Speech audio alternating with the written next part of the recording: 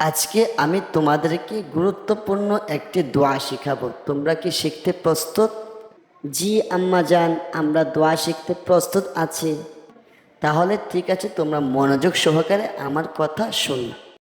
আমরা যখন কোনো কিছু খাবো, খাওয়ার আগে অবশ্যই আমরা দোয়া পড়ব। কোন দোয়া পড়বো আম্মা জান?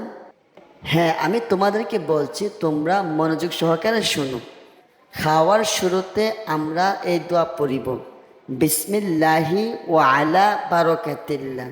কোন দোয়া? বিসমিল্লাহি ওয়া আলা বারাকাতিল্লাহ। আম্মাজান, এই দোয়া পড়লে কি হবে? মাশাআল্লাহ, অনেক সুন্দর প্রশ্ন করেছো। এই দোয়া পড়লে আমাদের খাবারের মধ্যে আল্লাহ পাক রব্বুল আলামিন বরকত দান করবেন। আমরা যখন কোনো কিছু খাই, তখন আমরা খাবারের শুরুতে বিসমিল্লাহ না পড়লে ওই খাবারের শয়তান অংশগ্রহণ করে। যখন আমরা বিসমিল্লাহ পড়ব, তখন শয়তান আর আমাদের সাথে খেতে পারবে না। মাশাআল্লাহ আম্মাজান, অনেক সুন্দর একটি দোয়া শিখলাম।